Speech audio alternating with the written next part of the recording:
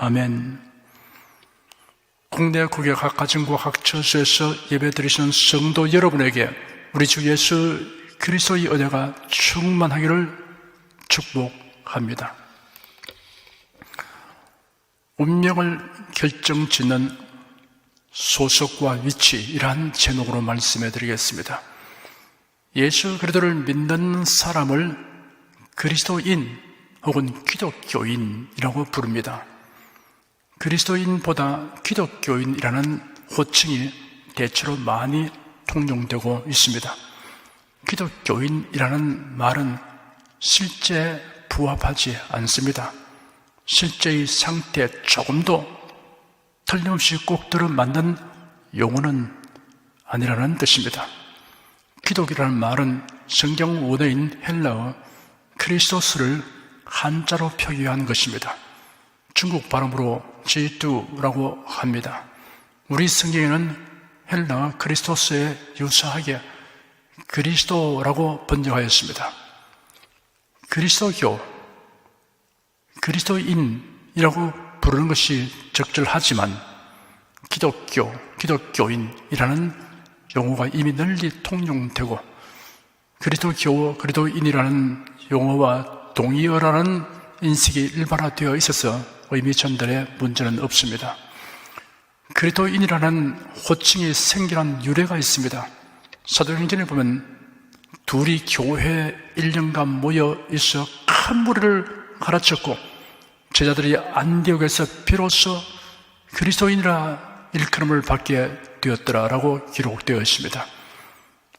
다메섹에 있는 교인들을 체포하여 예루살렘으로 압송하려고 가던 바울이 다메섹에 가까이 갔을 때 길에서 극적인 체험으로 예수를 만나 회심한 후 다메섹에서 아라비아로 갔습니다.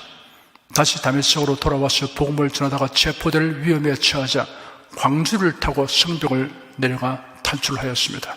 그 후 예루살렘으로 돌아가 복음을 전하다가 위협을 당하는 중에 주님의 지시로 예루살렘을 떠났습니다. 그는 고향 다스로 내려가 있었습니다. 예루살렘 교회에서 안디옥 교회로 파송된 바나바가 바울을 동역자로 부르기 위해 다스로 찾아갔습니다. 바나바는 바울이 이방 선교에 적임자라는 것을 알았습니다. 두 사람이 협동하여 목회하는 1년 동안에 엄청나게 불운한 교인들을 양육하였습니다. 제자들이 안디옥에서 비로소 그리스도인이라 일컬음을 받게 되었다라고 사도행전에 기록되었습니다. 제자라는 용어는 처음에 유대인 신자들에게 사용하였습니다. 그러다가 이방인 신자들에게도 사용되다가 점차 그리스도를 믿는 사람을 모두 제자라고 불렀습니다.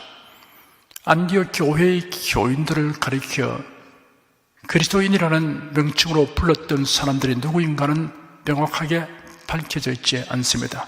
세 가지로 추리할 수 있습니다. 첫째, 예수 그리스도를 믿지 않는 유대인들일 것으로 추정합니다. 예수를 그리스도로 믿고 따르는 사람들을 자신들과 구분하기 위해 그리스도인이라고 이름 지었을 경우입니다. 둘째, 교인들일 것으로 추정합니다. 그들이 서로를 제자 혹은 형제라고 부르듯이 그리스도인이라는 새로운 칭호를 만들었을 경우입니다. 셋째, 안디옥에 거주하는 주민일 것으로 추정합니다. 그들은 안디옥 교인들이 그리스도를 열정적으로 전파하는 것을 보고 별명으로 그리스도인이라고 불렀을 경우입니다. 이 경우는 배타적이고 조롱하는 뜻으로 불렀을 가능성이 있습니다. 하지만 그리스도인이라는 호칭이 예수 그리스도를 믿는 사람들에게 아주 적합한 의미를 가지기 때문에 이 명칭은 점차 널리 사용되어 2세기 초에는 완전히 공식 명칭이 되었습니다. 오늘날에는 그리스도인이라는 칭호가 예수 그리스도를 믿는 자들을 지칭하는 용어로 가장 널리 사용되고 있습니다. 그리스도인은 원어로 크리스티아누스입니다. 크리스티아노스의 복수형입니다. 크리스티아노스에서 전미사 이아노스는 무엇에 속한 자, 무엇의 종이라는 뜻이 있습니다. 그리스도인은 그리스도에게 속한 사람이라는 뜻입니다. 사람은 누구나 사회의 일원이 되어 살아갑니다. 다양한 사회에 소속됩니다. 인종, 혈통, 가문을 비롯하여 국가, 지역, 학교, 종교, 정당, 사회단체, 온갖 조직과 부서 등 이루 다 셀 수도 없습니다. 소속이 사람의 일생에 미치는 영향은 지대합니다. 그러므로 누구나 가능하면 자신의 삶에 유리하고 유익한 곳에 소속하려고 합니다. 그런데 이 세상뿐 아니라 저 세상까지 자신에게 결정적이고 중대한 영향을 미치는 소속이 있습니다. 첫사람 아담에게 속한 자와 마지막 아담 예수 그리스도에게 속한 자로 대별됩니다. 고린도전서 15장에는 첫사람 아담에게 속한 자와 마지막 아담에게 속한 자가 어떻게 다른가를 부활과 관련하여 설명하였습니다. 첫사람 아담은 하나님께서 흙으로 만드셔서 그 코에 생기를 불어넣으셨습니다. 둘째 사람 마지막 아담은 피조물이 아닙니다. 성자 하나님이 죄인을 구원하시려고 처녀의 몸에 성령으로 잉태되어 육신으로 사람의 모양으로 나타나셨습니다. 모든 사람은 첫사람 아담에게 속합니다. 그러나 예수 그리스도를 자신의 구주로 믿고 영접하면 마지막 아담 예수 그리스도에게로 소속이 바뀌게 됩니다. 사람이 일생에서 경험할 수 있는 최상 최대의 신비 사건입니다. 이러한 소속 변경은 성령에 의하여 새 생명을 얻고 하나님으로부터 나는 거듭남을 통하여 일어나게 됩니다.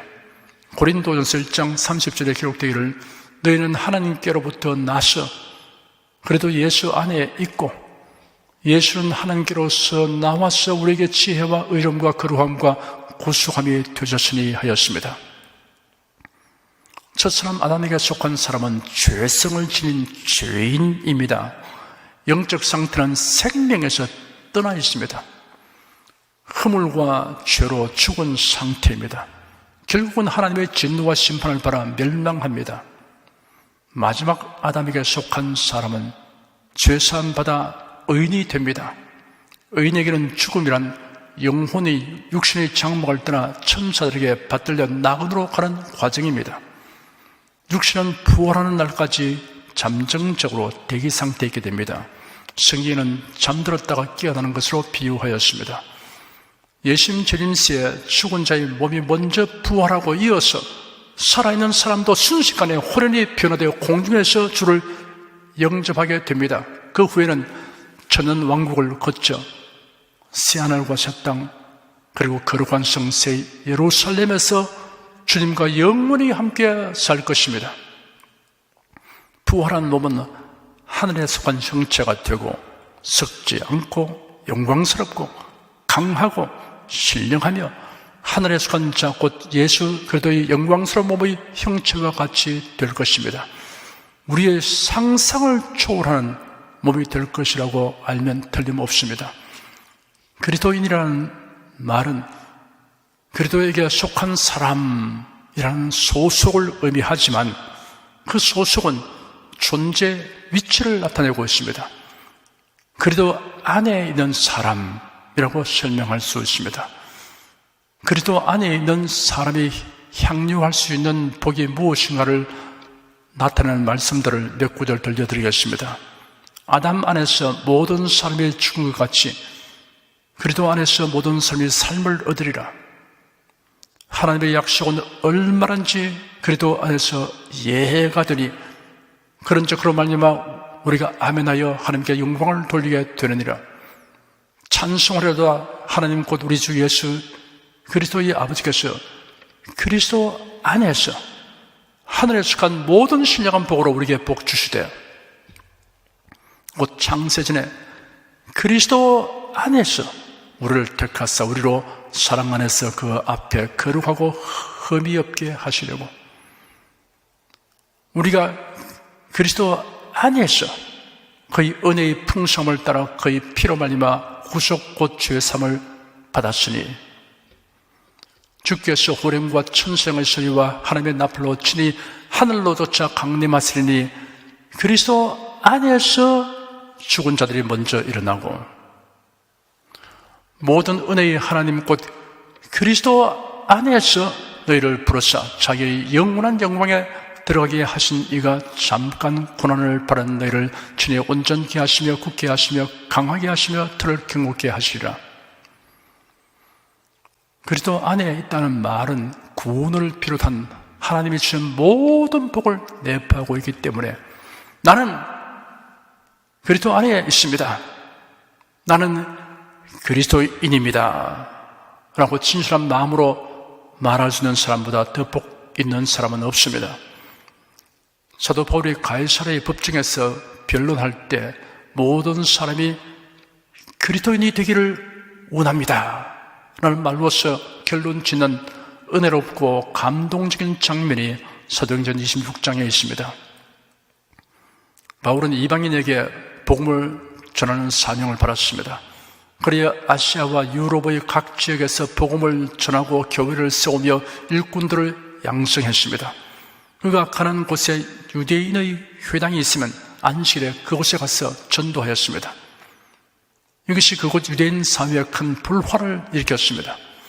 바울이 3차 전도여행을 마치고 예루살렘을 방문하였는데 아시아로부터 온 유대인들이 바울을 보고 무리를 충동하여 바울을 죽이려고 하였습니다.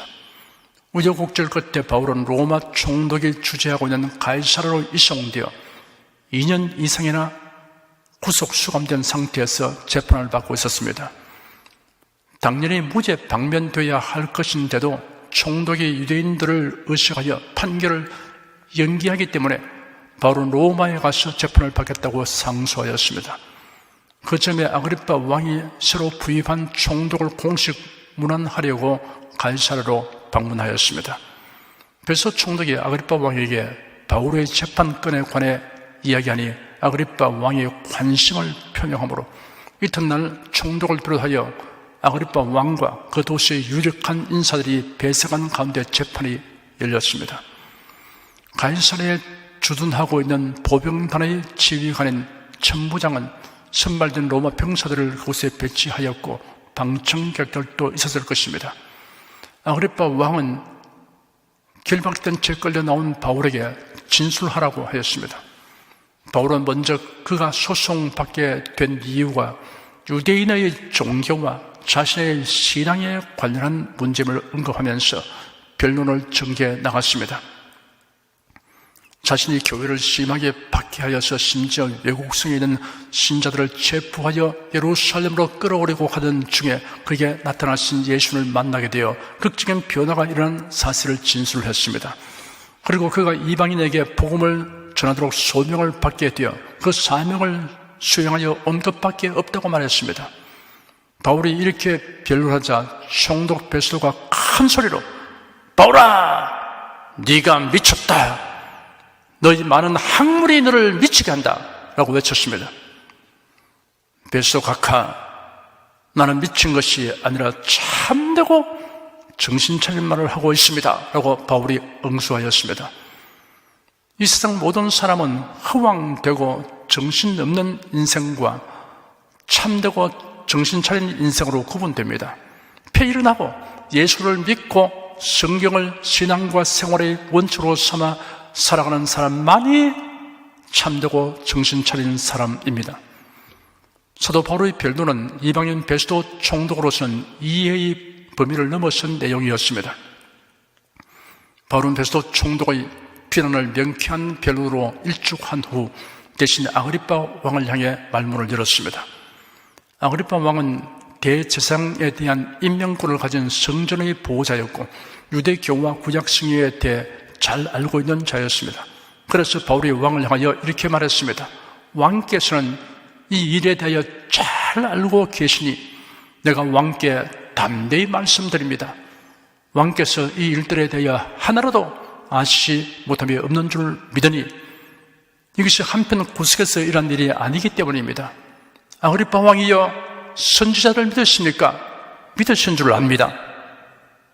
그러자 아그리빠가 당황하여 네가 적은 말로 나를 구원하여 그리스도인이 되게 하려는 것이냐? 라고 바울을 힐치겠습니다. 바울은 즉각 단호하게 대답했습니다. 말이 적거나 많으나 당신뿐 아니라 오늘 내 말을 듣는 모든 사람도 다 이렇게 결박한 것 외에는 나와 같이 되기를 원합니다. 이 말은 사도 바울의 진솔한 소원을 피력한 것이며 확신에 넘친 권고였습니다. 모두 나와 같이 되기를 원합니다 라는 말은 모든 사람이 자기와 같이 그리스도인이 되기를 원한다는 뜻입니다. 그리스도인이 되는 것과 그리스도인처럼 보이는 것은 전혀 다른 것입니다. 감명 깊은 설교를 듣고 감동하여 울기까지 하면서도 예수를 믿지 않는 사람들이 있습니다. 설교자에 대해서나 그 설교에 대해 칭찬하면서도 예수를 믿지 않는 사람들이 있습니다. 마치 영화를 감상 후에 등장하는 배우와 영화의 스토리에 관해서 말하듯이 하는 것입니다. 교회에 다니면서도 예수 그리스도가 누구인지 알지 못하는 사람들이 있습니다. 예수 그리스도에 관하여 말하면서도 믿지는 않는 사람들입니다. 이러한 사람은 그리스도인처럼 보이는 자일 뿐이고 진실한 그리스도인은 아닙니다. 그리스도인이 되려면 예수 그리스도만이 나의 구세주이십니다 라고 진심으로 믿어야 합니다. 그리하여서 자신이 그리스도에게 속하고 그리스도 안에 거하는 소속과 위치 변동이 되어야 합니다. 그의 믿음과 고백이 진실하다면 그리스도를 배반하지 않습니다. 그리스도를 떠나지 않습니다. 어떤 일이 있어도 그리스도 안에 거합니다. 그리스도 안에 있는 사람은 새 생명을 얻고 거듭나는 사람입니다. 하나님의 자녀이고 천국 시민입니다. 장차 부활하여 변화된 몸을 가지게 됩니다. 새 하늘과 새 땅, 새 예루살렘에서 영원히 살게 됩니다. 그리스도인이 된다는 것이 이러한 내용을 가지고 있기 때문에 사도 바울의 재판정에 있는 모든 사람을 향해 모든 사람이 다 나와 같이 되기를 원합니다 라고 소리 높여 말한 것입니다. 바울은 재판정에서 총독과 왕과 모든 사람을 향하여 열정을 다해 호소하고 간곡히 권고했습니다.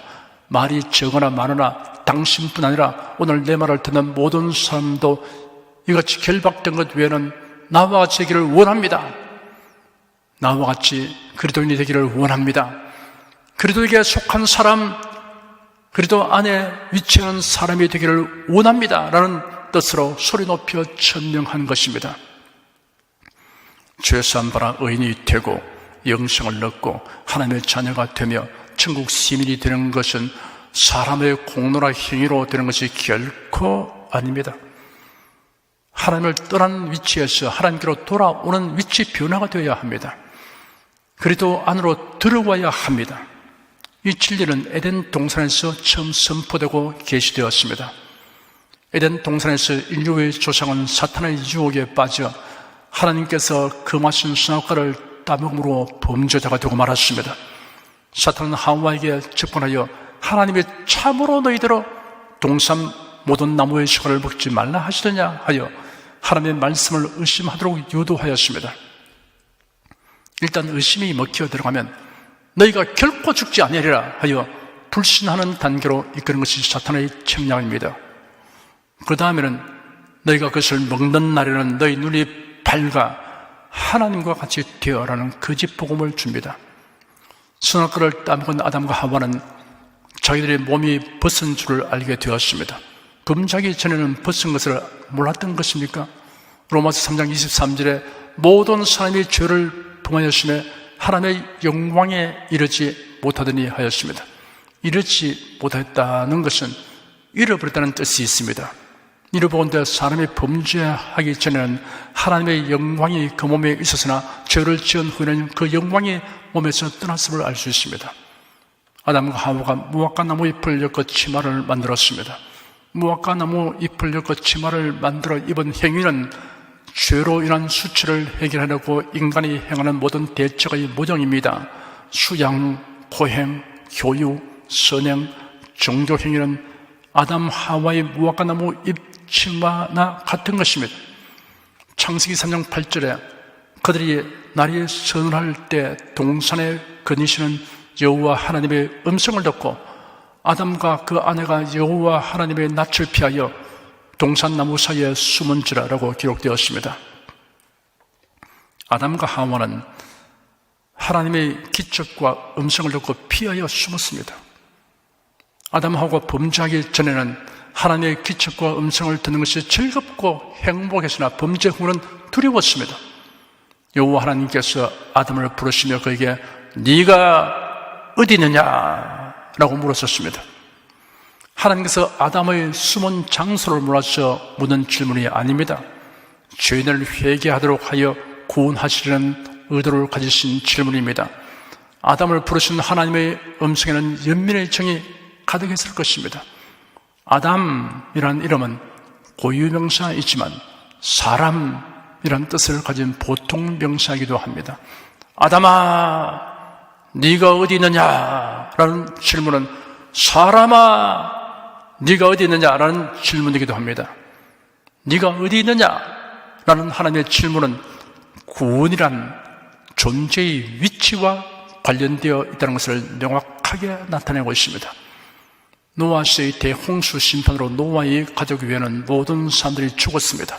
홍수 심판에서 구원과 멸망의 구분은 남녀, 연령, 외모, 성격, 재능, 사회적 지위, 소유의 크기와 전혀 관련이 없습니다. 결정적인 구분은 그들이 있는 위치에 관련되었습니다. 방주의 문 안쪽에 위치하느냐, 문 바깥쪽에 위치하느냐의 차이뿐이었습니다.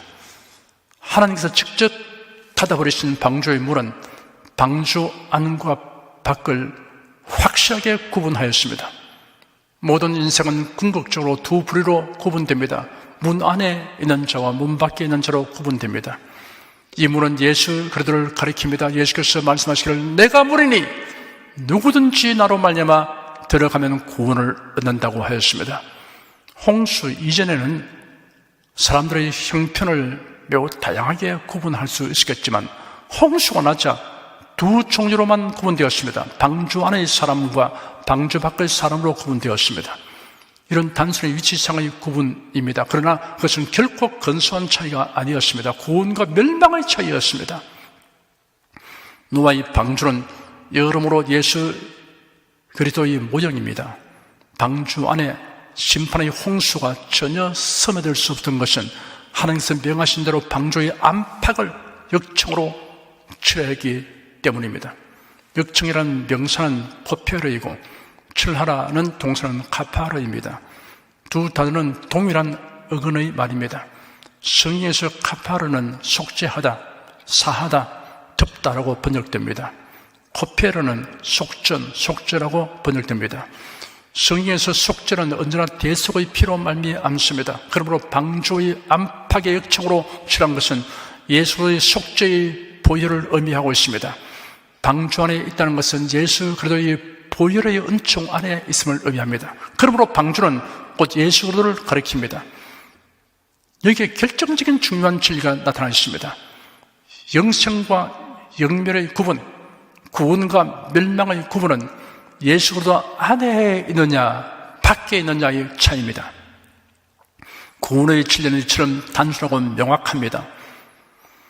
이스라엘 자손들이 애굽에서 포악한 왕의 통치 아래 고역을 치르며 민족 만사의 위기 속에 처하자 비로소 하나님께 부르짖었습니다.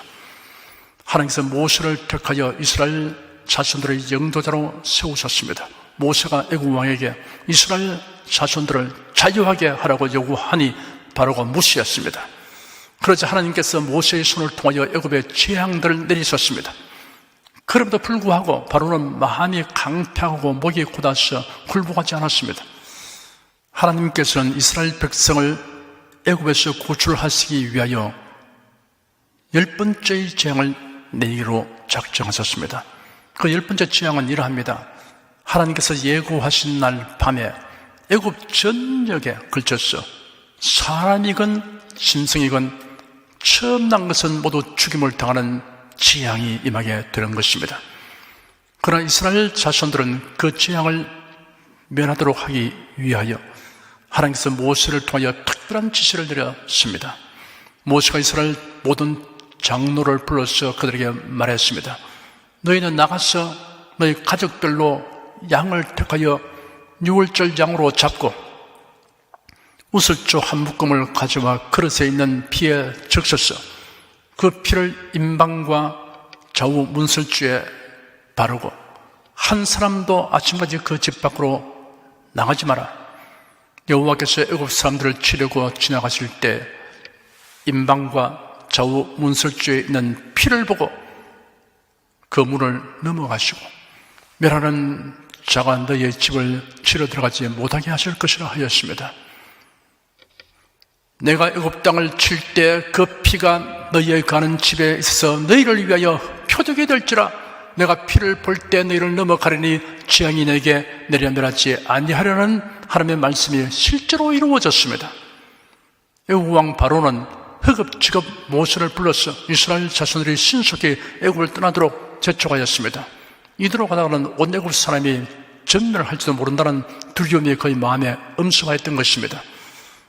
그래야 이스라엘 자손들은 애굽에서의 지긋지긋한 노예 생활에 종지부를 찍고 하나님께서 약속하신 적과 꿀이 흐르는 가나안을 향하여 나아가게 되었습니다. 이스라엘 자손들에게 자유와 해방을 가져온 이 역사적 사건은 온 세상을 향한 구원의 메시지를 담고 있습니다. 구원과 심판의 차이는 위치에 관련되었습니다. 어린 양의 피를 바른 집 안에 있느냐 아니냐의 차이입니다. 성경에는 주 예수 그리스도 안에서 그리스도 예수 안에서 예수 그리스도 안에서 라는 말이 아주 많이 기록되어 있습니다. 앞에서 이미 여러 구절을 읽어했지만 몇 구절을 더 읽어드리겠습니다. 그러므로 이제 그리스도 예수 안에 있는 자에는 결코 정잠이 없나니 로마서 8장 1절입니다. 그런 자 누구든지 그리스도 안에 있으면 새로운 피조물이라 고린도후서 5장 17절입니다. 빌립보서 3장 8절에는 기록되기를 내가 그를 위하여 모든 것을 잃어버리고 뱃을 눌러 여기면 그리스도를 얻고 그 안에서 발견되려 함이니 하였습니다. 네가 어디에 있느냐? 이 질문은 하나님께서 세상에 태어난 모든 사람에게 묻는 것입니다. 그래도 예수를 믿지 않는 사람은 누구나 그리스도 밖에 있습니다. 모든 사람은 그리스도 안에 있는 사람과 그리스도 밖에 있는 사람 두 부류로 분류됩니다. 그리스도인이란 소속과 위치가 그리스도 안에 있도록 변화를 입은 사람입니다. 창조자이시며 구속자이신 예수 그리스도를 진실하게 믿고 영접하는 사람이면 누구든지 이런 변화를 받습니다. 여러분 중에 그리스도인이 되신 분들은 그 사실을 입으로 시인하여 봅시다. 저를 따라 말씀하시기 바랍니다. 나는 그리스도에게 속하였습니다. 나는 그리스도 안에 있습니다. 나는 그리스도인입니다. 여러분은 변화된 자신의 소속과 위치로 인하여 신령한 기쁨과 소망과 담대함을 누리시기를 축원합니다. 기도하겠습니다. 인간의 노력으로는 의롭게 될 길이 전혀 없고 어떠한 방도로도 하나님의 진노와 형벌을 면할 수 없는 절망을 알고 하나님을 찾는 자들에게 하나님께서 해결길을 주신 것을 감사드립니다. 누군지 회개하고 예수를 자신의 구주로 믿고 영접하면 우리의 소속과 위치를 그리스도 안으로 옮겨주셔서 그 모든 문제를 해결받게 하여 주셨으니 감사드립니다. 하나님의 지혜와 사랑과 능력에 감탄하고 감격합니다. 이처럼 놀라운 은혜를 베푸신 하나님께 밤낮불로 찬송을 드려도 늘 아쉬운 마음입니다. 원수 마귀는 우는 사자처럼 두루다니며 성도들이 그리스도 밖으로 나오도록 위협과 유혹을 하고 있지만 우리 성도를 중에는 단 한 사람도 사탄의 교육에 빠지지 않도록 지켜 주시옵소서. 오히려 그래도 예수 안에 또 견고히 거하며 그리스도에게 소속되고 위치하여 있는 행복을 크게 즐거워하며 살도록 성령님께서 감동과 깨달음을 주시옵소서. 예수님 이름으로 기도드립니다. 아멘. 찬송가 83장 부르십시다.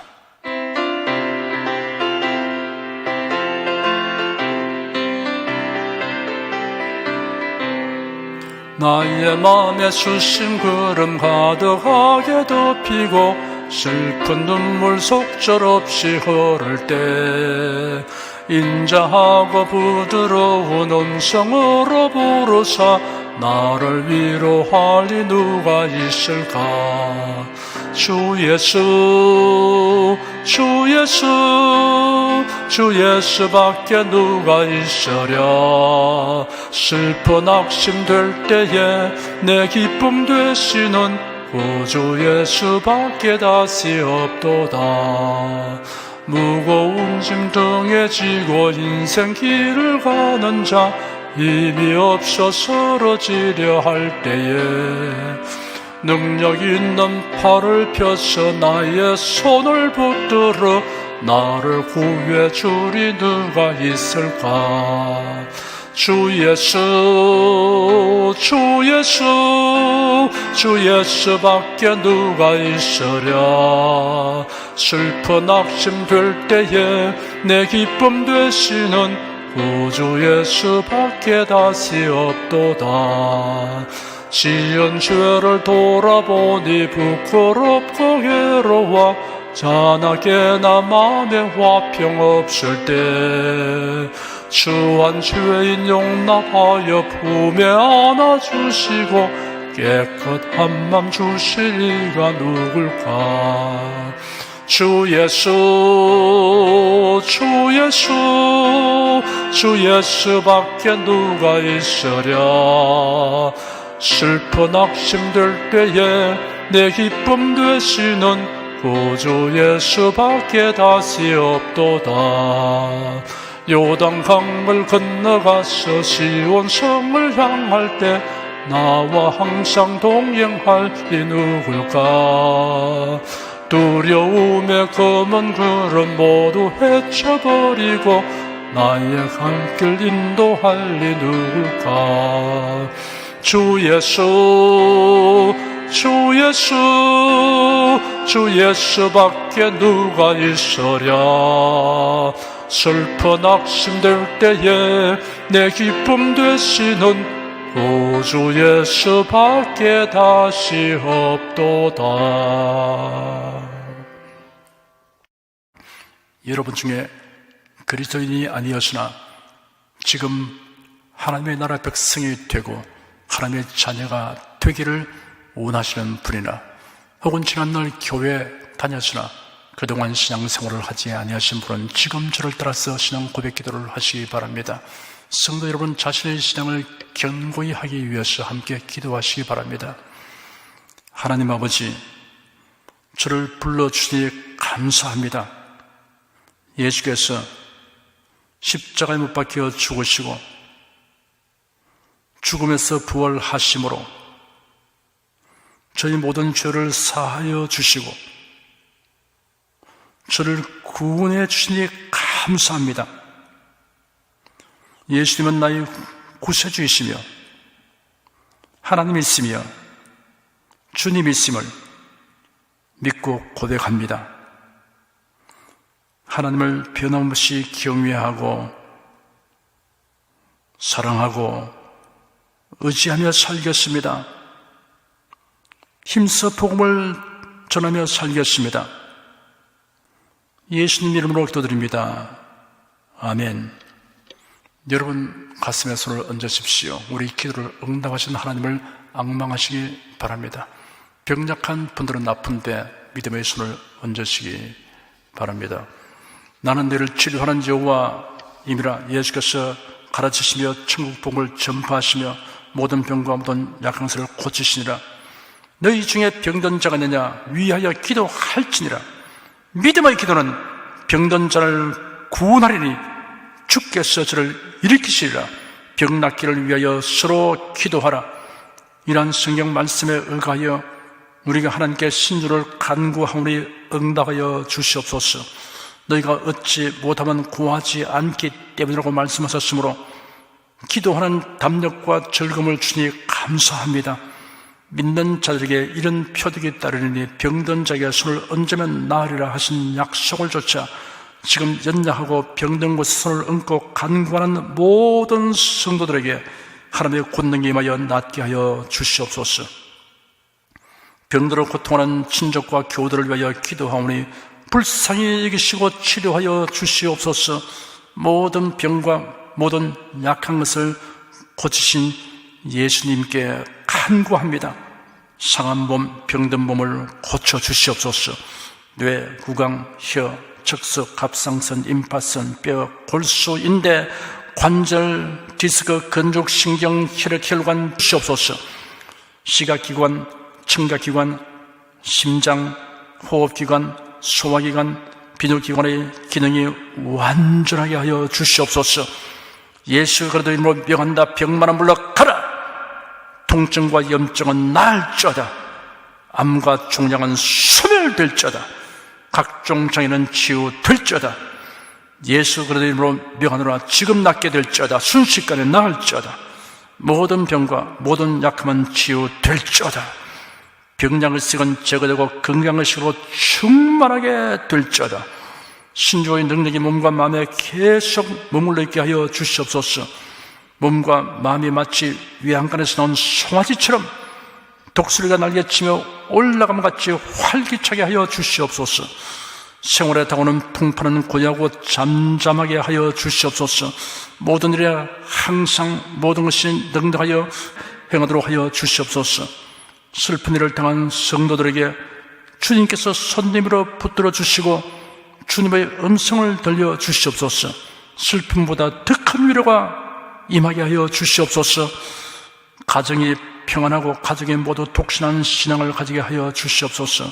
탁월한 지혜와 명철을 주셔서 모든 일을 바르게 분별하고 판단하며 선택할 수 있게 하여 주시옵소서.